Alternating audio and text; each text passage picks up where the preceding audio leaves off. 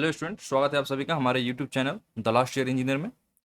और आज हम शुरू करने वाले हैं मैट्रिक्स एंड इट्स एप्लीकेशंस। और इस चैनल पे आपको इंजीनियरिंग मैथमेटिक्स से रिलेटेड हर टॉपिक के लिए सॉल्यूशंस मिल जाएंगे और जो कि वीडियोज़ वगैरह भी आएंगे। अ, तो आज हम शुरू करने वाले हैं मैट्रिक्स एंड इट्स एप्लीकेशंस। तो मैट्रिक्स एंड इट्स एप्लीकेशन में आज हम शुरू करने वाले हैं रैंक ऑफ द मैट्रिक्स। जो हमारे इंजीनियरिंग मैथमेटिक्स में सबसे पहले होता है वो होता है हमारा rank of the matrix. 1 second, process करते हैं कट, ले लेते हैं नया। हम शुरू करने वाले आज rank rank of a matrix. तो रैंक ऑफ द मैट्रिक्स पढ़ने से पहले हम यहाँ पे कुछ ज़रूरी बातें करेंगे दो टॉपिक्स पे। जो कि हमारा पहला है 1 नंबर में, वो हमारा एलिमेंट्री ट्रांसफॉर्मेशन,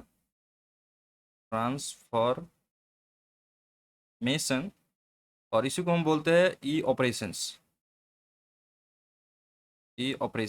आप लोग कंफ्यूज मत होइएगा, एलिमेंट्री ट्रांसफॉर्मेशन कहीं पे दिख जाए या एलिमेंट्री ऑपरेशन कहीं पे दिख जाए, दोनों बात सेम ही है। दूसरा हम थोड़ा सा जानेंगे एलिमेंट्री एलिमेंट्री मैट्रिक्स के बारे में। ये एलिमेंट्री मैट्रिक्स क्या है, ये दोनों आप सबने देखा होगा अपने बुक वगैरह में। तो इन दोनों का बस छोटा सा शॉर्ट डिस्क्रिप्शन लेंगे यहाँ पे बस, और शॉर्ट में इन दोनों का इंट्रोडक्शन लेंगे, और उतना ही ज़रूरत है हम सबको मैट्रिक्स पढ़ने के लिए। उसके बाद हम अपने रैंक ऑफ मैट्रिक्स की तरफ चले जाएंगे। तो सबसे पहले जानते हैं एलिमेंट्री ट्रांसफॉर्मेशन क्या होता है और एलिमेंट्री ऑपरेशंस क्या होता है जब हमारे पास। तो इसको हम इस प्रकार से बता सकते हैं। लेट करिए कि आपके पास एक मैट्रिक्स है ए इज इक्वल टू, आपके पास एक मैट्रिक्स है 1 2 4 6 8 9 2 1 1 एनीथिंग। आप अपने मैट्रिक्स में कोई सा मैट्रिक्स एज्यूम कर सकते हो। और ये मैट्रिक्स का जो हमारा ऑर्डर है, ये एकदम 3 बाई 3 का ये हमारा मैट्रिक्स का ऑर्डर है, जैसा कि आप लोग देख पा रहे होंगे। तो ये हमारा रो 1 है, आप सबको पता ही होगा। ये हमारा रो 2 है, और ये हमारा रो 3 है। ये हमारा कॉल्यूम फर्स्ट, ये हमारा कॉल्यूम सेकेंड, और ये हमारा कॉल्यूम थर्ड है। तो बेसिकली एलिमेंट्री ट्रांसफॉर्मेशन और एलिमेंट्री ऑपरेशन कहता क्या है, और ये हमें ज़रूरत क्यों पड़ती है। ये हमें ज़रूरत पड़ेगी जो हम इन्वर्स निकालेंगे गॉस जॉर्डन मेथड से और एलिमेंट्री ई ट्रांसफॉर्मेशन मेथड से। और दूसरा, हम मैट्रिक्स को नॉर्मल फॉर्म वगैरह में चेंज करेंगे। उस टाइम हमें ये एलिमेंट्री ट्रांसफॉर्मेशन और ई ऑपरेशन की ज़रूरत पड़ सकती है। रैंक ऑफ मैट्रिक्स निकालेंगे, उसमें भी हमारा ये एलिमेंट्री ट्रांसफॉर्मेशन और ई ऑपरेशन करने की ज़रूरत पड़ेगी।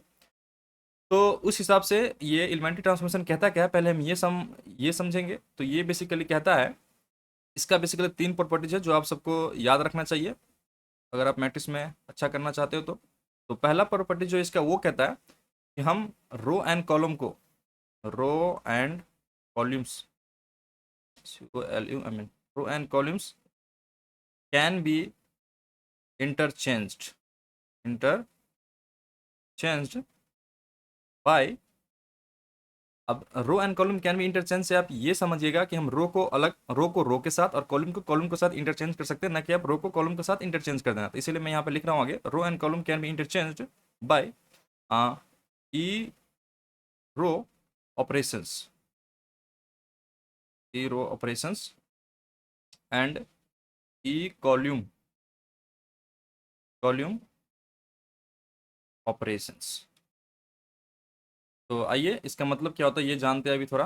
जैसे कि हमारे पास एक मैट्रिक्स था, तो उसमें हम क्या कर सकते हैं, जैसे कि हम करेंगे उसमें रो ऑपरेशंस, एलिमेंट्री रो ऑपरेशंस लेंगे, उसमें रो ऑपरेशंस लेंगे। तो रो ऑपरेशन से बेसिकली हम क्या कर सकते हैं, हम फर्स्ट रो को सेकेंड रो के साथ इंटरचेंज कर सकते हैं, और इंटरचेंज करने के लिए हम ये साइन इस्तेमाल करेंगे।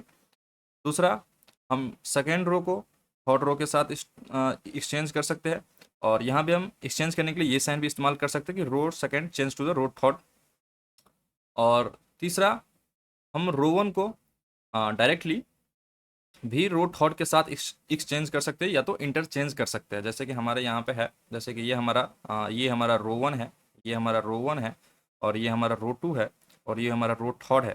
तो हम रो 1 के साथ डायरेक्टली रो थर्ड को भी चेंज कर सकते हैं, रो 1 के साथ डायरेक्टली हम रो सेकेंड को भी चेंज कर सकते हैं, कोई दिक्कत नहीं आने वाली है। तो बेसिकली इसका कंसेप्ट ये है कि आप जैसे कि रो 1 के साथ रो 2 एक्सचेंज कर सकते हैं कहीं कहीं पे, और कहीं कहीं पे आप डायरेक्टली रो 1 के साथ रो 3 एक्सचेंज नहीं कर सकते, साथ में एक माइनस लगाना पड़ता है। तो वो होता है वहाँ पे जहाँ पे हम सिर्फ और सिर्फ एडजेसेंट रो को चेंज कर सकती है, लेकिन यहाँ पे ऐसा कुछ नहीं है। या तो वो रो उसका एडजेसेंट रो हो, जैसे कि हमारा ये रो 1 है, तो ये रो 1 के साथ जो ये रो 2 है, ये रो 1 के लिए एडजेसेंट रो है रो 2, और रो 2 के लिए रो थर्ड जो है ये हमारा एडजेसेंट रो है। तो बेसिकली हम एडजेसेंट रो तो चेंज कर ही सकते हैं, और एडजेसेंट रो के अलावा अगर कोई दूसरा भी रो है तो उसको भी हम चेंज कर सकते हैं। ये हमारा एलिमेंट्री ट्रांसफॉर्मेशन में होता है। सेम प्रोसेस हम अप्लाई कर सकते हैं कॉलम के लिए। तो कॉलम अगर हम इसमें लगाएंगे ई कॉलम ऑपरेशन, ई कॉलम ऑपरेशंस, ई कॉलम ऑपरेशंस अगर हम लगाएंगे तो सेम हम C1 को चेंज कर सकते हैं C2 के साथ, C2 को चेंज कर सकते हैं C थर्ड के साथ, कॉलम थर्ड के साथ, और C1 को डायरेक्टली भी हम चेंज कर सकते हैं कॉलम थर्ड के साथ। इसमें भी वही सेम बात है, जैसे कि हमारे पास ये आप देख रहे होंगे, ये हमारा मैट्रिक्स है, इसमें हमारा ये कॉलम 1 है, ये हमारा कॉलम 2 है, और ये हमारा कॉलम थर्ड है। तो हम C1 एंड C2 एक दूसरे के लिए एडजेसेंट कॉलम है, and C2 and C third एक दूसरे के लिए एडजेसेंट कॉलम है। तो हम यहाँ पे सिर्फ C1 और C2 को ही नहीं, C1 के साथ C थर्ड को भी डायरेक्टली इंटरचेंज कर सकते हैं। तो जैसे कि मैंने आपको रो के लिए बताया, वैसे ही कॉलम के लिए भी सेम टू सेम ही प्रोसेस है। बस आप इस बात को ध्यान रखिएगा। ये हो गया हमारा फर्स्ट पॉइंट। दूसरा पॉइंट, सेकेंड पॉइंट ये कहता है कि आप किसी भी रो में और किसी भी कॉलम में इंडिपेंडेंटली किसी भी स्केलर से मल्टीप्लाई कर सकते हो। स्केलर मान लेते हैं हमारे पास ये के, ये हमारे पास इस स्केलर है, इस स्केलर है, और इस स्केलर से आप किसी भी रो में KR1 कर सकते हो, KR2 कर सकते हो, और KR थर्ड कर सकते हो। सेम आप कॉलम के लिए कर सकते हो, KC1 कर सकते हो, KC2 कर सकते हो, एंड KC थर्ड कर सकते हो। बस यहाँ पे ध्यान देने वाली बात यह है कि आप जिस स्केलर से मल्टीप्लाई कर रहे हो, K should not be equal to 0। K आप 0 नहीं ले सकते, बाकी आप कुछ भी नंबर ले सकते हो, नेचुरल नंबर वगैरह कोई भी हो, 1 2 3, ये 4 5, anything, dash dash dash, natural number आप कोई से भी से आप किसी भी रो में, यहाँ पे आप चाहो कि इस रो में मल्टीप्लाई कर, रो 1 में मल्टीप्लाई करना है, आप रो 1 में मल्टीप्लाई कर सकते हो, रो 2 में मल्टीप्लाई करना है, आप रो 2 में मल्टीप्लाई कर सकते हो, रो थर्ड में मल्टीप्लाई करना है, आप बिल्कुल इंडिपेंडेंटली मल्टीप्लाई कर सकते हो, कोई दिक्कत वाली बात नहीं है। सेम हम कॉलम के लिए भी कर सकते हैं, कोई भी स्केलर लेके हम कॉलम में मल्टीप्लाई कर सकते हैं, कॉलम में किसी भी कॉलम में, या तो कॉलम फर्स्ट हो, सेकेंड हो, या थर्ड हो। तो सेम हम यहाँ पे इस मैट्रिक्स में देखेंगे, यहाँ पे ये हमारे पास कॉलम है, ये हमारे पास C1 है, ये हमारे पास C2 है, और ये हमारे पास C थर्ड है। तो किसी भी कॉलम में अगर हमें मल्टीप्लाई करने की जरूरत हो या डिवाइड करने की जरूरत हो तो हम उसमें ये कर सकते हैं। सपोज कि ये हमारा एक स्केलर था जिससे हमने मल्टीप्लाई किया। अब मान लेते हैं कि हमको एक इन्वर्स निकालने के लिए या तो रैंक निकालने के लिए किसी भी कॉलम को अगर जीरो करना हो या तो इंटरचेंज करना हो, मतलब बहुत सारे कारण हो सकते हैं जिस कारण से हम स्केलर मल्टीप्लाई करेंगे। तो अगर हमें डिवाइड करने की भी जरूरत है तो हम 1/k कर सकते हैं और R1 कर सकते हैं। सपोज कि R1 में कुछ ऐसा एलिमेंट है, R1 में एलिमेंट है वहाँ पे एक 4, R1 के पास एलिमेंट है 4, और इस 4 को हमें 2 बनाना है। तो 2 बनाना तो हम क्या कर सकते हैं, बेसिकली इसमें 1/2 से डिवाइड कर सकते हैं।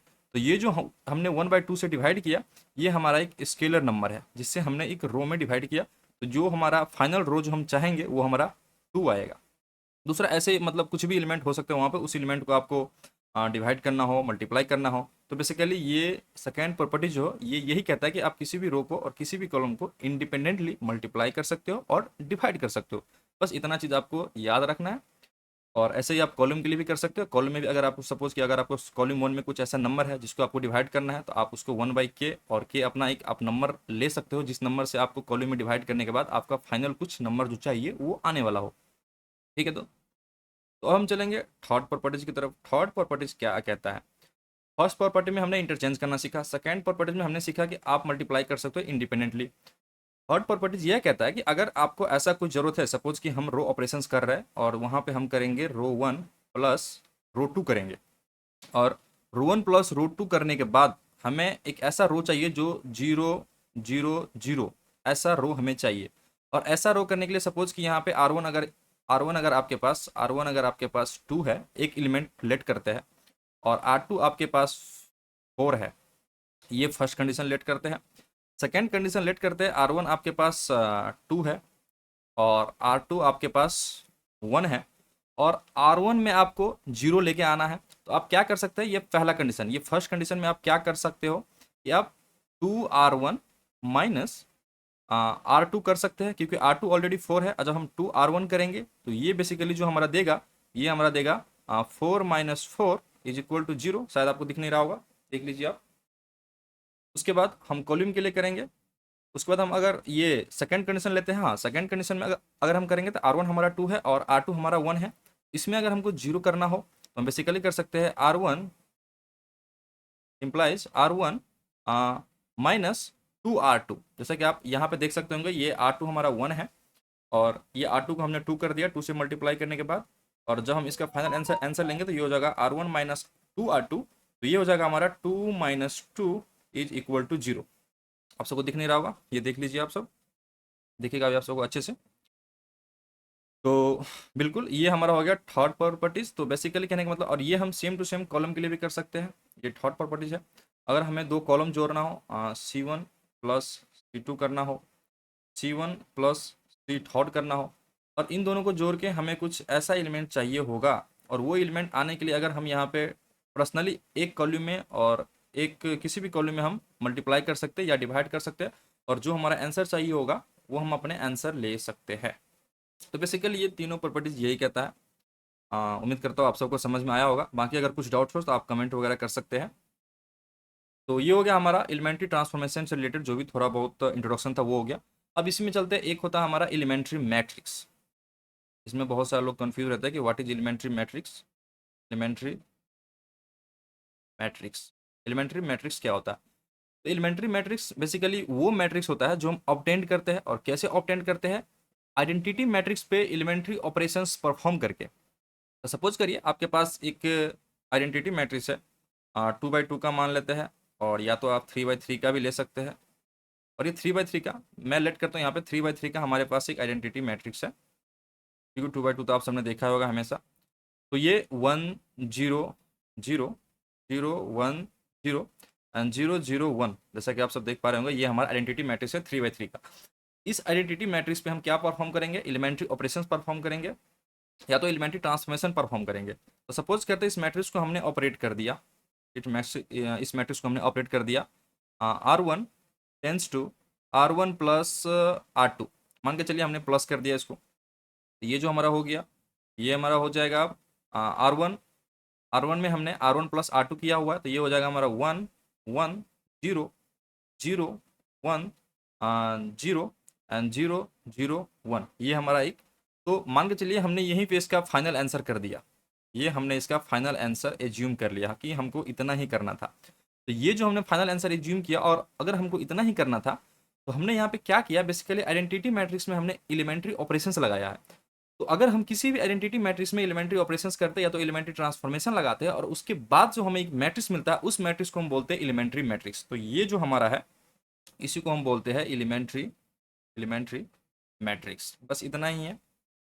और अगर आप इसमें और भी ऑपरेशंस करना चाहते हैं कुछ, तो वो सारा ऑपरेशन आप जो भी ऑपरेशन करिए, कहने का मतलब सिंपल सा, अगर आप इसको डिफाइन करना मतलब चाहते हैं एलिमेंट्री मैट्रिक्स को, तो आप ऐसे डिफाइन कर सकते हैं कि a matrix obtained by identity matrix subjecting it to elementary transformation और एलिमेंट्री ऑपरेशंस। आप ऐसे करके इसको डिफाइन कर सकते हैं। चलिए, तो ये हो गया हमारा। अब थोड़ा सा इसको डिनोट कैसे करेंगे हम एलिमेंट्री ट्रांसफॉर्मेशन वगैरह का, थोड़ा वो सीख लेते हैं। सपोज कि आपने अगर रो इंटरचेंज किया है तो आप इसको R1 R2 कर सकते हैं। ये लिखने का मतलब ये है कि हमने फर्स्ट रो को सेकेंड रो के साथ इंटरचेंज कर दिया है, और या तो ये सेकेंड रो को फर्स्ट रो के साथ इंटरचेंज कर दिया। दोनों एक ही बात इंप्लाइज करता है, और ये आप सबको समझना है। ऐसे अगर हम R1 थर्ड कहीं पे लिखा हुआ तो इसका मतलब ये है कि हमने फर्स्ट रो को थर्ड रो के साथ हमने इंटरचेंज कर दिया है, और ऐसे ही थर्ड रो को हमने फर्स्ट रो के साथ इंटरचेंज कर दिया। बस ये समझने वाली बात है, इसको हम ऐसे डिनोट करते हैं। और दूसरा डिनोट करने का तरीका है, अगर हमने R1 को R2 में चेंज कर दिया है तो R1 टेंस टू R2 कर सकते हैं। इसको आप टेंस टू पढ़िए, इम्प्लाइज पढ़िए, कुछ भी पढ़िए, बस समझने के लिए है। बाकी ये हमारा ऑपरेशन डिनोट करता है कि R1 को हमने ऐसे करके ऑपरेट किया हुआ है। ऐसे ही अगर कॉलम के लिए करना हो तो आप कॉलम में कर सकते हैं। C12 है। C12 कहने का मतलब है कि आपने फर्स्ट कॉलम को सेकंड कॉलम के साथ इंटरचेंज कर दिया है, और C21 कहने का मतलब कि आपने सेकंड कॉलम को फर्स्ट कॉलम के साथ इंटरचेंज कर दिया है। तो या तो आप C12 लिखिए या C21 लिखिए, दोनों एक ही चीज़ इंप्लाइज कर रहा है कि आपने फर्स्ट और सेकंड कॉलम को इंटरचेंज कर दिया है। और इसी को हम दूसरे तरीके से भी डिनोट कर सकते हैं, वो हमारा C1, और यहाँ पे देंगे एक एरो, और यहाँ पे लिखेंगे C2। तो ये भी सेम चीज़ ही इंप्लाइज कर रहा है कि हमने C1 को C2 में चेंज कर दिया और C2 को C1 में चेंज कर दिया। तो बस ये हमारा थोड़ा सा डिनोट करने का तरीका था। तो ये आप सबने सीख ही लिया होगा। और दूसरा अगर हम थोड़ा समझना चाहें जैसे कि प्लस माइनस कुछ भी करेंगे, तो ऐसे करके अगर हम R1 पे ऑपरेट कर रहे हैं, R1 पे अगर हम ऑपरेट कर रहे हैं, R1 प्लस R2 कर रहे हैं, तो ये कहने का मतलब ये है कि अब जो हमारा पहले अगर हमारा कोई रो वन था, सपोज कि हम एक मैट्रिक्स यहाँ पर लेट करते हैं 1 2 3 4 5 6 7 8 9, अगर यहाँ पे अगर इसके आगे आपने लिखा है यहाँ पे operating R1 tense to R1 plus R2, तो ये यहाँ पे बेसिकली क्या इम्प्लाइज करेगा कि यहाँ पे R1 का जो एलिमेंट होगा वो वहाँ पे चेंज हो जाएगा। कहने का मतलब ये है कि 1 + 4 हो जाएगा, तो ये हो जाएगा यहाँ पे 5, 2 + 5 हो जाएगा, ये हो जाएगा यहाँ पे 7, और 3 + 1 हो जाएगा 4, तो ये यहाँ पे हो जाएगा 4। और सेकेंड रो जो है हमारा, जिसको हमने जोड़ा है फर्स्ट रो में, वो सेम टू सेम रहेगा, उसमें कोई चेंजेस नहीं आएगी, तो वो हो जाएगा 4 5 1 7 8 9। कहने का मतलब ये है कि हमने सिर्फ ऑपरेट किया है R1 को, और R1 में हमने क्या ऑपरेशन लगाया है, R1 प्लस R2। कहने का मतलब है कि हमने फर्स्ट रो और सेकेंड रो को जोड़ दिया है।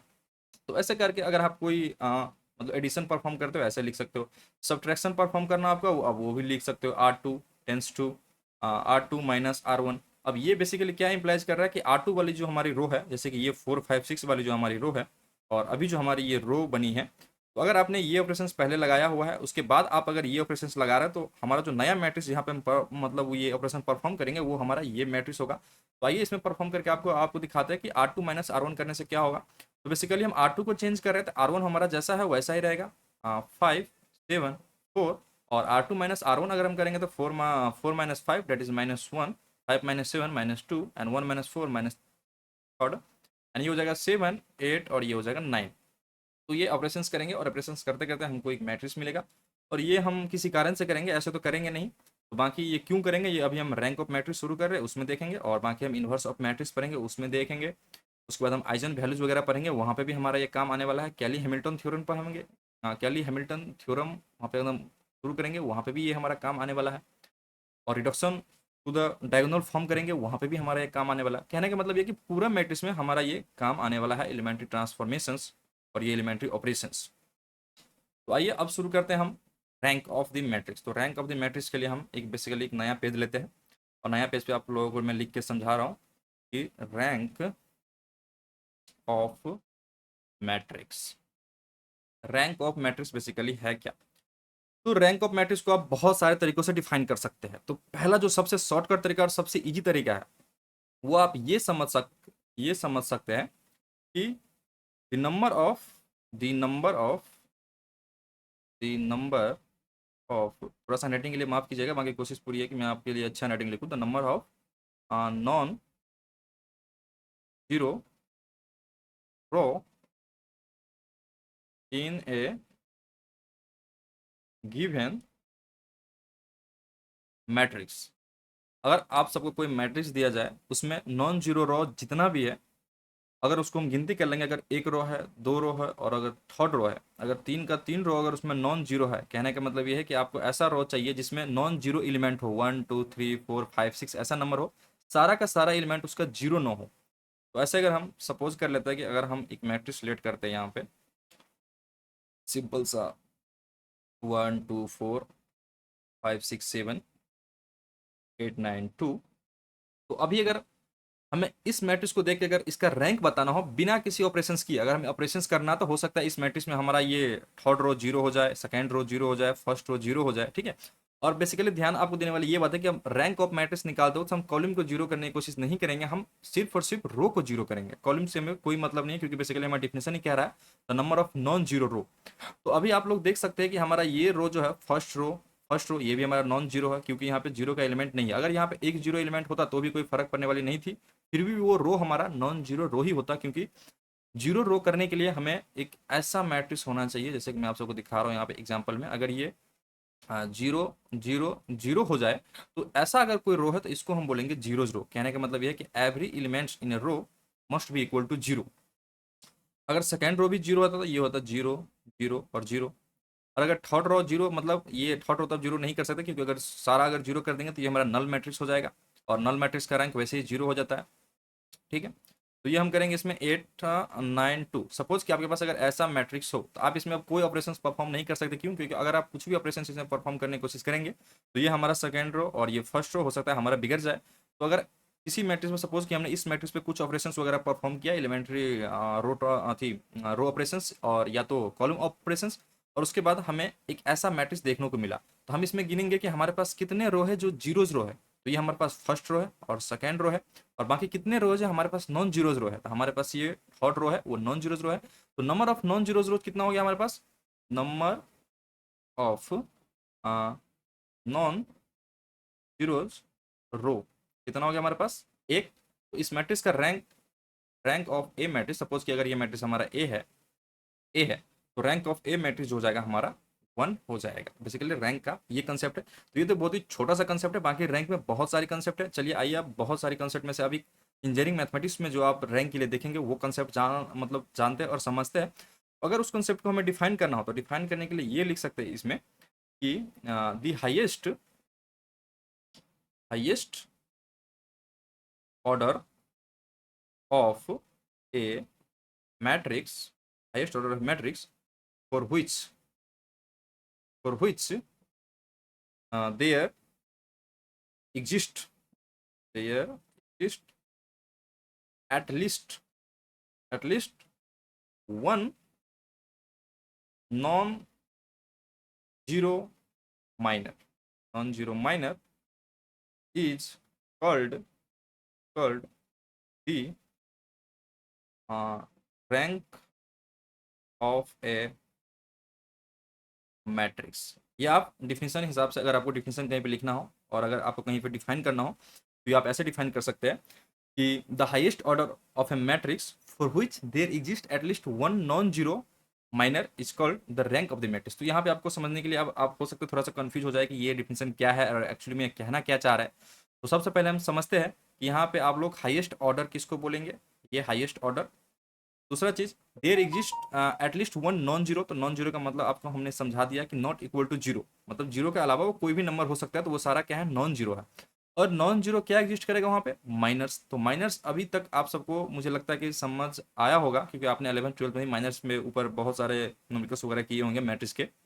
जैसे कि आपने अगर इन्वर्स ऑफ मैट्रिक्स निकाला होगा तो वहाँ पे आपने इन्वर्स ऑफ मैट्रिक्स अगर आपने इन्वर्स ऑफ मैट्रिक्स निकाला होगा तो वहाँ पे आपने adjoint of A by A determinant किया होगा। और A determinant should not be equal to zero, क्योंकि सिंगुलर मैट्रिक्स का ये इन्वर्स नहीं होता है। तो आपने अगर adjoint of A by A determinant किया होगा तो आपने वहाँ पे एडजॉइंट निकालने के लिए कुछ प्रोसेस फॉलो करना पड़ता है, जो होता है माइनर्स एंड को फैक्टर्स का। तो वहाँ पे आपने सबसे पहले माइनर्स निकालना ही सीखा होगा। और अगर आपने 2/2 पे मतलब एकदम परफॉर्म किया तो उसके लिए हम नहीं करते, क्योंकि उसके लिए हम ज़्यादा शॉर्टकट वो कर लेते हैं।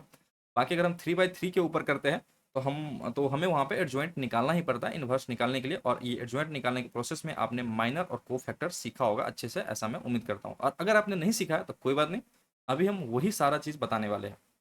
तो चलिए अब देखते हैं कि एक्चुअली माइनर किसको बोलते थे। सपोज करिए हमारे पास एक मैट्रिक्स है, फिर से एक मैट्रिक्स हम लेट करते हैं अभी यहाँ पे। फिर से हम यहाँ पे एक मैट्रिक्स लेट करते हैं 1 2 4 6 8 0 एंड 1 0 1। सपोज कि हमने एक ऐसा एक मैट्रिक्स लेट किया। तो इस मैट्रिक्स को आप देख सकते हैं, ये एकदम 3/3 का मैट्रिक्स है। तो इस मैट्रिक्स का जो ऑर्डर है, यहाँ पे क्या लिखा, highest order of a matrix. इस मैट्रिक्स का जो ऑर्डर है, ये मैट्रिक्स का ऑर्डर जो है ये क्या है, यहाँ पे एकदम 3 है। तो अगर इस मैट्रिक्स का ऑर्डर अगर 3 है, जैसे कि आप लोग देख सकते होंगे कि the highest order of matrix for which there exist at least non zero minor. तो आइए इस ऑर्डर के लिए हम चेक करते हैं कि यहाँ पे एक माइनर कम से कम नॉन जीरो एग्जिस्ट कर रहा है या नहीं कर रहा है। अगर वो एग्जिस्ट कर गया तो ये जो थॉट हमने यहाँ पे लिखा है, ऑर्डर ऑर्डर 3 जो हमने यहाँ पे लिखा है, ये 3 इस मैट्रिक्स का रैंक हो जाएगा। तो जैसे कि आप लोग समझेंगे कि आप माइनस कैसे निकालेंगे। तो सपोज कि हमने इस रो को लिया, फर्स्ट रो को हमने लिया, और फर्स्ट रो से हम इसका माइनर चेक कर रहे हैं। तो अगर आप फर्स्ट रो में अगर आप 1 ले रहे हो तो आप सबको पता होगा कि अगर हम यहाँ पे ये 1 लेते हैं तो हमें ये रो और ये रो हमें क्या करना पड़ता है, इलिमिनेट करना पड़ता है। और इलिमिनेट करने के बाद जो हमारे पास एक स्क्वायर मैट्रिक्स बनता है, जैसे कि 8 0 0 1, अगर हमारे पास एक स्क्वायर मैट्रिक्स बन रहा है और उस स्क्वायर मैट्रिक्स का अगर हम डिटरमिनेंट निकालेंगे तो वही हमारा क्या होता है, माइनस होता है। तो सपोज कि अगर ऑर्डर 3 में हमने यहाँ पे 1 लिया और 1 के लिए अगर हमने माइनर चेक किया, तो माइनर निकालने के लिए जो हमारे पास स्क्वायर मैट्रिक्स आ गया वो है 8 0 0 1। और इसका अगर हम डिटरमिनेंट निकालेंगे तो ये हो जाएगा हमारा 8 - 0 इज इक्वल टू 8, और this is not equal to 0। That means यहाँ पे थर्ड ऑर्डर के लिए, थर्ड ऑर्डर ऑफ मैट्रिक्स के लिए, क्योंकि यहाँ पे हाईएस्ट ऑर्डर जो है इसका थर्ड है, तो थर्ड ऑर्डर ऑफ मैट्रिक्स के लिए यहाँ पे एक माइनर एग्जिस्ट कर रहा है जो कि नॉन जीरो है, तो हमें दूसरा माइनस वगैरह कुछ चेक करने की जरूरत नहीं है, हम यहीं से सीधा बोल सकते हैं कि इस मैट्रिक्स का रैंक जो है, इस मैट्रिक्स का रैंक 3 है। ठीक है दोस्तों, हाँ ठीक है स्टूडेंट।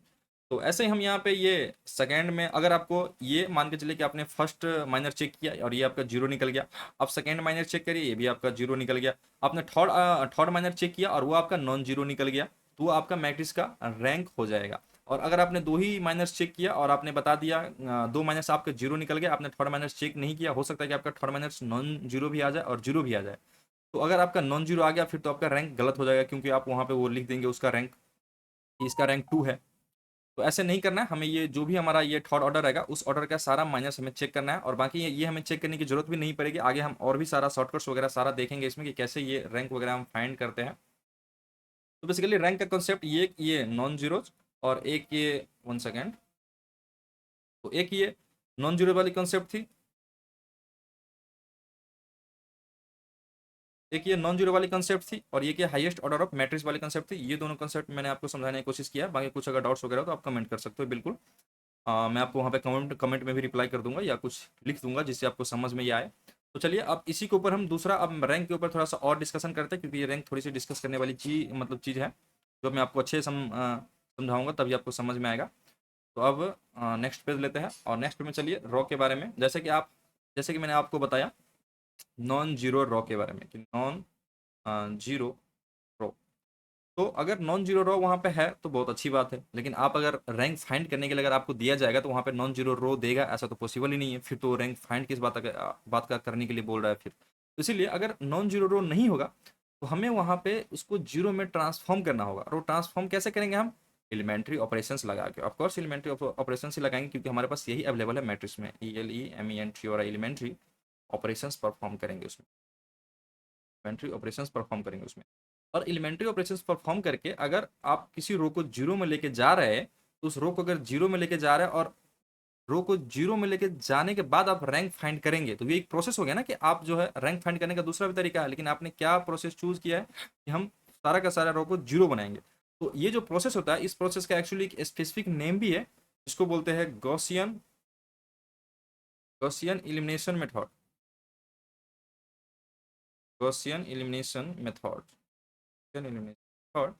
और सेकंड इसको बोलते हैं रो इकिलॉन, रो इकिलॉन, बाकी आप इकिलॉन को कुछ ही प्रोनाउंस कर सकते हो अपने हिसाब से, मैं इसको इकिलॉन बोलता हूँ, रो इकिलॉन मेथड। तो रो इकिलॉन मेथड और रो गॉसियन एलिमिनेशन मेथड, ये दोनों मेथड जो है ये रैंक फाइंड करने के लिए यूज होता है। और इस मेथड में हम क्या करते हैं, रो को बेसिकली जीरो करते हैं, जो भी हमारा रो हो पॉसिबल, जितना भी हम पॉसिबल मतलब कर सकते हैं एलिमेंट्री ऑपरेशंस वगैरह मतलब वगैरह लगा के, ऐसा नहीं कि आप जीरो से मल्टीप्लाई करते किसी भी रो में किसी भी कॉलम में, क्योंकि आप एलिमेंट्री ट्रांसफॉर्मेशन में ऐसा कर सकते हैं, नहीं हम कर सकते, इसका मतलब ये नहीं कि हम उसमें जीरो से मल्टीप्लाई करेंगे, वो मैंने आपको बता रखा है कि K should be any natural number not be equal to zero. तो ये एक प्रोसेस होता है हमारा। दूसरा है कि हम रैंक फाइंड करने के लिए, अब रैंक के लिए हम कुछ 2 3 4 5 प्रॉपर्टीज वगैरह देखेंगे, और उस हिसाब से हम जैसा हमारा वो न्यूमेरिकल्स वगैरह होगा, क्वेश्चंस वगैरह होगा, उस क्वेश्चन में हम वैसा परफॉर्म करने की कोशिश करेंगे, और परफॉर्म करने के बाद हम क्या करेंगे, उसमें रैंक पता लगाएंगे, जिसमें एक नॉर्मल फॉर्म पे ले जाके भी करने के लिए होता है, वो अभी आपको हम यहाँ पे सिखाने जा रहा हूँ मैं अभी मैं आपको यहाँ पे। तो चलिए ये हमारा हो गया नॉन जीरो वाली कंसेप्ट, कि इसको हम बोल सकते हैं गॉसियन एलिमिनेशन मेथड और रो इक्विलिब्रियम मेथड, और इसमें हम ऑपरेशंस लगा के रो को क्या करेंगे, जीरो करेंगे। दूसरा हमारा है, अब ये रैंक फाइंड करने का, ये तो हो गया हमारा फर्स्ट। और सेकंड तरीके में यहाँ पे हम कुछ 4 5 पॉइंट डिस्कस करेंगे, और वो 4 5 पॉइंट आपको याद रखना पड़ेगा रैंक के लिए, तो आप बिल्कुल अच्छे से, आपको कहीं भी कुछ भी हिचकिचाने की जरूरत नहीं है, आप सीधा ये रैंक फाइंड कर सकते हो। तो सबसे पहली बात यह है इसमें कि अगर आपके पास ये अपना सेकंड सेकंड ये रैंक का सेकंड का प्रॉपर्टीज बोल सकते हो, सेकंड प्रॉपर्टीज, प्रॉपर्टीज प्रॉपर्टीज नहीं, इसको आप स्टेप्स बोल सकते हो। हाँ ये बेसिकली हमारा ये जो है, ये हमारा second steps, steps to calculate calculate rank of a matrix. ये कुछ स्टेप्स है जो आपको ध्यान रखना है ये रैंक कैलकुलेट करने के लिए। सबसे पहले जान लेते हैं रैंक को हम डिनोट कैसे करते हैं। तो रैंक को हम आर के, और यहाँ पे अगर ए मैट्रिक्स का रैंक है तो यहाँ पे ए लिख सकते हैं, और आर एन के भी लिख सकते हैं। अगर ए मैट्रिक्स का रैंक है तो यहाँ पे ए लिखेंगे। और दूसरा हम ये रो का जो हमारा साइन होता है फिजिक्स वगैरह में, उसके सामने हम यहाँ पे अगर स्मॉल ब्रैकेट में ए लिखेंगे तो ये भी हमारा रैंक डिनोट करता है कि ये रैंक ऑफ ए है। ठीक है, ये मैंने आपको डिनोशन बता दिया इसका। अब चलिए स्टेप्स में देखते हैं कि पहला पॉइंट हमारा क्या है। पहला पॉइंट ये है, if A matrix is a zero matrix, अगर वो मैट्रिक्स हमारा क्या है, जीरो मैट्रिक्स है, तो जीरो मैट्रिक्स जो होगा हमारा, जीरो मैट्रिक्स होगा हमारा, जीरो मैट्रिक्स कहने का मतलब है कि हमारे पास मैट्रिक्स है जो बिल्कुल जीरो जीरो, सारा एलिमेंट जो उसका वो जीरो जीरो है। तो जीरो जीरो अगर सारा एलिमेंट है उसका, तो इसको हम बोलेंगे जीरो मैट्रिक्स। और इस जीरो मैट्रिक्स का रैंक जो होता है जीरो ही होता है। जीरो मैट्रिक्स का रैंक जीरो होता है। क्या इसको वन देंगे? अरे सबका सब जीरो ही, इसमें क्या है, इसको वन देंगे सारे। चलो अब दूसरा पॉइंट में देखते हैं। इसमें दूसरा पॉइंट क्या है, अगर एक मैट्रिक्स नॉन सिंगुलर मैट्रिक्स है, non singular matrix, SINGULAR, non singular matrix है, नॉन सिंगुलर मैट्रिक्स है। तो नॉन सिंगुलर मैट्रिक्स का मतलब आप लोग क्या समझते हैं? नॉन सिंगुलर मैट्रिक्स का मतलब होता है matrix whose determinant is not equal to zero. Non singular matrix ये इंप्लाइज करता है determinant of matrix should not be equal to zero. अगर ये determinant of matrix not equal to zero है तो इसका रैंक जो होगा, इस मैट्रिक्स का जो ऑर्डर होगा, सपोज कि इस मैट्रिक्स का ऑर्डर है आर, आर और आर एनी नंबर है, सपोज कि ये थर्ड ऑर्डर का मैट्रिक्स है, फोर्थ ऑर्डर का मैट्रिक्स है, फिफ्थ ऑर्डर मतलब ऑर्डर का मैट्रिक्स है, उसमें हम यहाँ पे ये रैंक जो भी होगा हमारा वही उसका रैंक हो जाएगा। क्योंकि यहाँ पे थर्ड ऑर्डर, अब ये क्यों होता है ऐसा, नॉन सिंगुलर मैट्रिक्स अगर वो नॉन सिंगुलर मैट्रिक्स है और जो उसका ऑर्डर है वही इसका रैंक क्यों बन जाता है, तो इसके लिए आपको थोड़ा सा वो कंसेप्ट जो मैंने आपको पीछे बताया कि हम highest order of matrix for which there exist at least non zero minor, वो वाली कंसेप्ट को थोड़ा सा आप रिवाइंड करिए और सोचिए कि अगर एक मैट्रिक्स हमारे पास नॉन सिंगुलर मैट्रिक्स है, सपोज करिए कि हमारे पास एक मैट्रिक्स है ऐसे करके, चलो मैं आपको यहाँ पे साइड में थोड़ा सा रफ कर देता हूँ।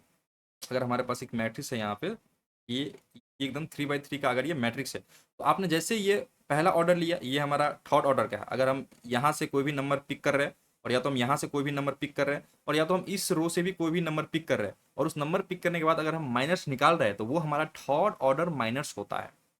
तो अगर इसका ये जीरो हो, अगर ये जीरो नहीं है, इसका मतलब क्या है कि यहाँ पे अगर आप इसको ये डिटरमिनेंट जब आप इसको निकालेंगे, तो डिटरमिनेंट निकालने के लिए क्या प्रोसेस होता है कि यहाँ पे जो हमारा A11 मैट्रिक्स होता है, A11 इंटू, फिर यहाँ पे हम क्या करते हैं, ये जो दो मैट्रिक्स हमारा यहाँ पे बचता है स्क्वायर मैट्रिक्स, उसका हम डिटरमिनेंट लेते हैं प्लस, अब फिर क्या करते हैं A12 लेते हैं, माइनस करते हैं यहाँ पे हम माइनस लेते हैं क्योंकि 1 2 है यहाँ पे माइनस ले जाते हैं, फिर यहाँ पे हम निकालते हैं कुछ, फिर यहाँ पे करते हैं। तो कहने का मतलब ये है कि इसमें से कुछ ना कुछ तो बच ही रहा होगा, या तो ये टर्म बच रहा होगा, या तो ये टर्म बच रहा होगा, या तो थर्ड टर्म बच रहा होगा जब हम माइनस निकाल रहे होंगे। तो जब वो थर्ड टर्म बच रहा है, इसका मतलब है कि वहां पे क्या है, उस मैट्रिक्स का उस ऑर्डर का डिटरमिनेंट्स एग्जिस्ट कर रहा है, और एग्जिस्ट कर रहा है तो वही उसका रैंक हो जाएगा। बेसिकली इसमें ये समझने वाली बात है।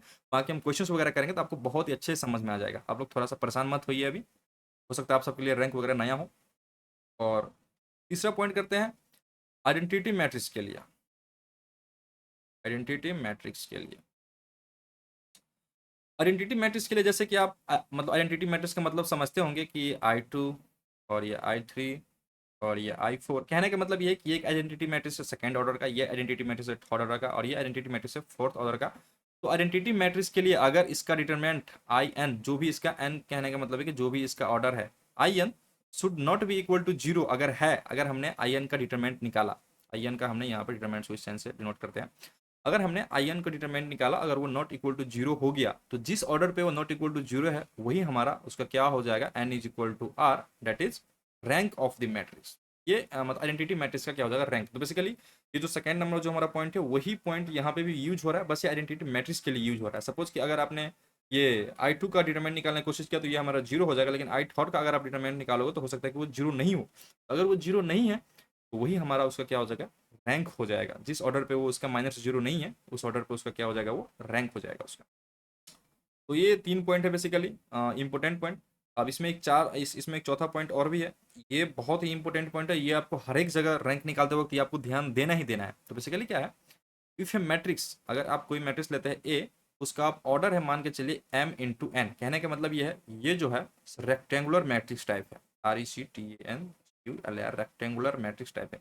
अगर ये रेक्टेंगुलर मैट्रिक्स है, इस मैट्रिक्स का रैंक आपको ये याद करके चलना है कि अगर ये ए एक रेक्टेंगुलर मैट्रिक्स है, तो मैट्रिक्स ए का जो रैंक होगा वो हमेशा ही स्मॉलर होगा और या तो इक्वल टू होगा, और स्मॉलर होगा और इक्वल टू होगा, और वो किससे होगा, तो वो M smaller of M and N, इस एम एंड एन में से जो भी स्मॉलर हो, सपोज कि अगर एम स्मॉलर हो तो इसमें मतलब स्मॉलर और इक्वल टू एम हो जाएगा, और अगर एन स्मॉलर है तो स्मॉलर और इक्वल टू ये हो जाएगा रैंक ऑफ ए स्मॉलर और इक्वल टू एन। और इन दोनों को साथ में अगर हमको लिखना हो तो साथ में हम ऐसे लिख सकते हैं इसको, rank of A smaller than equal to smaller of M and N. आप लोग देख लीजिए, अगर नहीं दिख रहा हो तो थोड़ा सा कैमरा होगा यहाँ पे, ठीक है। तो ये रैंक अगर रेक्टेंगुलर मैट्रिक्स है और इसका हमें अगर रैंक निकालना है तो रैंक ऑफ ए अगर निकालेंगे तो रैंक ऑफ ए आपको मान के ही चलना है, और ये बात आपको याद ही कर लेना है कि वो रैंक ऑफ ए हमेशा ही एम इंटू एन जो उसका ऑर्डर होगा, उस ऑर्डर में से जो सबसे छोटा नंबर होगा उस छोटे नंबर से छोटा आएगा, और या तो उसके बराबर हमारा रैंक आएगा। बाकी हम जब न्यूमेरिकल्स वगैरह करेंगे उस टाइम आपको और भी बहुत ज़्यादा अच्छे से क्लियर हो जाएगी। तो ये इतना 4 पॉइंट हो गया। अब एक दो पॉइंट इसमें और है रैंक वगैरह के लिए।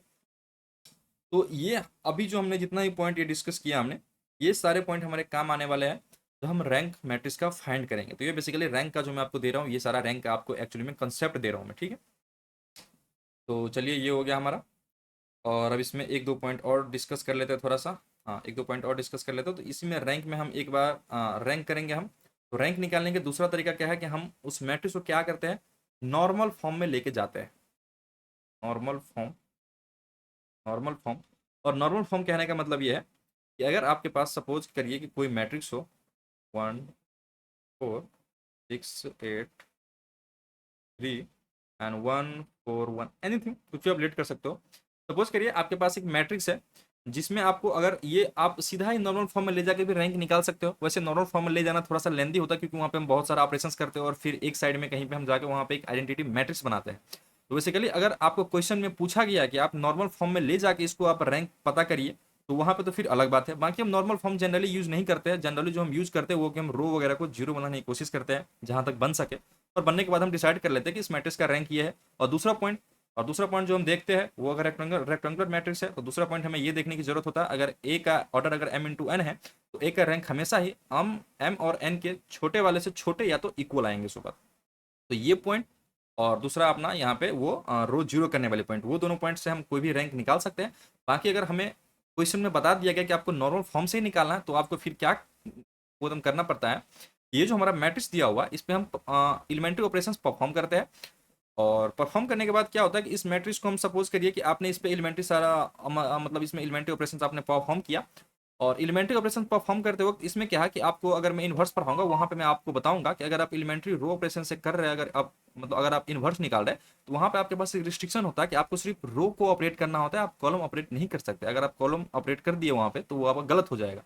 लेकिन यहाँ पे अगर हम रैंक निकालने के लिए मैट्रिक्स को नॉर्मल फॉर्म में लेके जा रहे हैं तो यहाँ पे आप रो भी ऑपरेट कर सकते हो और यहाँ पे आप कॉलम भी ऑपरेट कर सकते हो, मतलब रो कॉलम कुछ भी आप ऑपरेट कर सकते हो। यहाँ पे you are free to operate anything here, ठीक है। यही मैं आपको बस बता रहा हूँ, ये रो 1 रो 2 रो 3 मतलब कुछ भी आप ऑपरेट कर सकते हो, रो से ऑपरेट करिए, कॉलम से ऑपरेट करिए। बस आपको जो लास्ट गोल होना चाहिए वो यहाँ पे क्या है, एक आइडेंटिटी मैट्रिक्स बना के देना है। तो मान के चलिए कि आपके पास अगर ऐसा ये थर्ड ऑर्डर का अगर ये मैट्रिक्स हो तो आपके पास ये बनाते बनाते सपोज कि अगर ये 1 0 0 0 1 0 0 0 1 बन गया, अगर ये ऐसा बन गया, ये नॉर्मल फॉर्म है बेसिकली, इस इशू को बोलते हैं नॉर्मल फॉर्म। अगर ये ऐसा बन गया तो फिर तो इसका ऑर्डर सीधा एकदम 3 है। 3 ऑर्डर का ये इसका रैंक या इसका रैंक ऑफ ए ये सीधा क्या हो जाएगा 3 हो जाएगा इसमें, अगर ऐसा बन गया। सपोज करिए ऐसा ना बन के ये हमारा ऐसा बन गया, सपोज करिए इस मैट्रिक्स का रैंक 2 भी तो हो सकता है। तो अगर ये 2 रैंक का मैट्रिक्स होगा तो इसका ये मतलब ये नॉर्मल मैट्रिक्स कैसे बनेगा मैं आपको वो बता रहा हूँ। तो अगर ये थर्ड ऑर्डर का ये मैट्रिक्स है और इसका रैंक अगर 2 है तो उसके कहने का मतलब है कि third order minus are all zero, third order minus होगा उसका सारा जीरो हो जाएगा और बाकी बचेगा सिर्फ सेकंड ऑर्डर। तो सेकंड ऑर्डर माइनस के कहने का मतलब है सेकंड ऑर्डर एक मैट्रिक्स स्क्वायर मैट्रिक्स टाइप का बचेगा जो यहाँ पे आइडेंटिटी मैट्रिक्स बचेगा। तो वो देखिए आप, ये नॉर्मल फॉर्म है यहाँ पे अपना, नॉर्मल फॉर्म में हम ले जाने के लिए बता रहे हैं कि कैसा कैसा वो आ सकता है। तो सपोज कि अगर हमारे पास ऐसा एक मैट्रिक्स है तो एक तो हमारा ऐसा फॉर्म आ गया तो इससे हम लिख सकते हैं कि rank of the matrix is 3।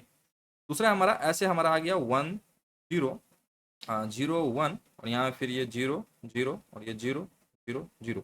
तो अगर इस मैट्रिक्स का रैंक अगर 2 है तो जैसा कि आप देख सकते हैं अगर इस मैट्रिक्स का रैंक 2 है तो third order minus are all zero, क्योंकि अगर आप यहाँ पे ये लेंगे और या तो आप किसी भी लेके कोई सा भी लेके आप यहाँ से एक रैंक इसका माइनस निकालिए।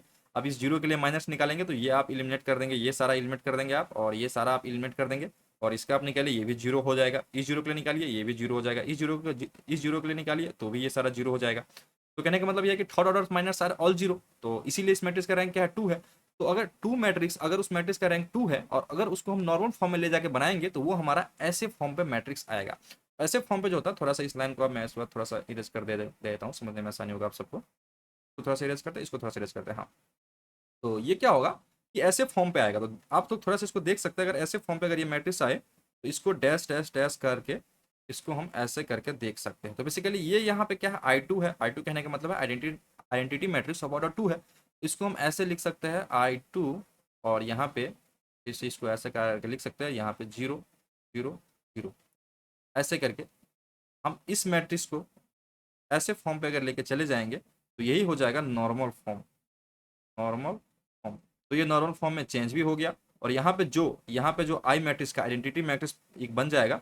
तो आइडेंटिटी मैट्रिक्स का यहाँ पे जो भी ऑर्डर होगा वो ऑर्डर हमारा क्या हो जाएगा, रैंक, रैंक ऑफ ए, और जो भी आपका मैट्रिक्स है वही आपका रैंक हो जाएगा। सपोज अगर अगर आपके पास 4x4 का मैट्रिक्स है तो वहाँ पे हो सकता है, अगर आपके पास 4x4 का मैट्रिक्स है, अगर एक मैट्रिक्स है ए 4x4 का मैट्रिक्स है, तो आपने यहाँ पे उसको ऑर्डर परफॉर्म किया, और परफॉर्म करते करते यहाँ पे आपका बन गया थर्ड ऑर्डर का आइडेंटिटी मैट्रिक्स बन गया। और यहाँ पे ये हो जाएगा ऐसे, ये रो और ये कॉलम जीरो हो जाएगा आपका, ठीक है। और ये आपका आई आई थर्ड हो गया। तो ये जो थर्ड ऑर्डर का आपके पास आइडेंटिटी मैट्रिक्स बन गया, तो यही इस ए का यही एक रैंक है, यही इसका रैंक हो जाएगा एकदम 3, ठीक है। ऐसे ये रैंक ऐसे भी आ सकता है, ऐसे भी आ सकता है, हो सकता है कभी आपको सिर्फ ये I2 आए और सीधा यहाँ पे जीरो ही आ जाए, बस ऐसे ये भी इसको लिख सकते हैं। और दूसरा यहाँ पे सीधा I2 जीरो लिख सकते हैं, I2 हाँ बेसिकली यही है। बेसिकली एक ये फॉर्म आ सकता है आपको, और एक ये फॉर्म आ सकता है। इस दोनों फॉर्म में बेसिकली आता है वो, ठीक है। तो ऐसे अगर आ गया तो आपने ये इसका नॉर्मल फॉर्म है, इस मैट्रिक्स का जो है ये नॉर्मल फॉर्म ऐसे होगा, 4x4 मैट्रिक्स का नॉर्मल फॉर्म ऐसे आ जाएगा। तो ऐसे आने के बाद जो हमारे पास एक आइडेंटिटी मैट्रिक्स मतलब वो बचते हैं, वही आइडेंटिटी मैट्रिक्स क्या होता है हमारा, मतलब उस आइडेंटिटी मैट्रिक्स को जो हमारा ऑर्डर होता है वो उसका रैंक होता है, ठीक है। तो रैंक के लिए बेसिकली इतना ये कॉन्सेप्ट है। इससे ज़्यादा आप सबको रैंक में कुछ भी सीखने की ज़रूरत नहीं है। आप सबने इतना सीख लिया और आप सबको अगर इतना समझ में आ गया तो बस हमारा रैंक यहीं पे ख़त्म हो जाता। हम कोई सा भी सोल्यूशन वगैरह और रैंक फाइंड करने के लिए कोई सा भी अगर हमारे पास मैट्रिक्स में अगर न्यूमेरिकल आ जाए तो हम रैंक फाइंड कर सकते हैं। तो आज के लिए इतना ही। इस वीडियो में हमने बस अभी रैंक सीखा, और नेक्स्ट लेक्चर जो मैं अभी लेक्चर 2 लेके आने वाला हूँ उसमें हम रैंक के ऊपर बहुत सारी क्वेश्चंस वगैरह करेंगे, और रैंक का कंसेप्ट बिल्कुल ही फंडा क्लियर करेंगे। आप सबको कहीं भी जाने की जरूरत नहीं है, एक बार आप सबने ये लेक्चर देखा, और अब नेक्स्ट लेक्चर लेके आऊँगा न्यूमेरिकल के ऊपर। बस इतना आप सब पढ़िए और रैंक में आप सब मास्टर बनिए। सब बाकी कोई दिक्कत हो तो आप सब कमेंट कर सकते हैं। और जल्द ही हम सब एक लाइव सेशन भी शुरू करने वाले यूट्यूब पे। तो लाइव सेशन में जुड़ने के लिए आपको नीचे डिस्क्रिप्शन में व्हाट्सएप ग्रुप का लिंक मिल जाएगा, आप उस लिंक से जुड़ सकते हैं। और वहाँ पे आपको लाइव सेशन जब भी स्टार्ट होगा उसका आपको नोटिफिकेशन मिल जाएगा, और वहाँ पे लाइव क्लासेस हमारे साथ कर सकते हैं। अब ये फिलहाल ऑफलाइन रिकॉर्डेड लेक्चर है जो मैं रिकॉर्ड कर रहा हूँ आप सबके लिए। तो मतलब इसमें अगर आप सबको इसमें अच्छा लगा हो तो आप लाइक करिए, सब्सक्राइब करिए इसको, और अपने दोस्तों के साथ शेयर करिए, और उनको भी बोलिए कि ये सर पढ़ा रहा है, आप इनसे पढ़िए सुबह। बहुत ही अगर आपको अच्छा लगा हो तो, बाकी तो चलो ठीक है। नेक्स्ट टाइम मिलते हैं नेक्स्ट लेक्चर में, इसके ऊपर सारा क्वेश्चंस वगैरह लेके रैंक को और बिल्कुल हार के देंगे रैंक को, ठीक है। तो करते हैं इसको stop. Thank you everyone for watching.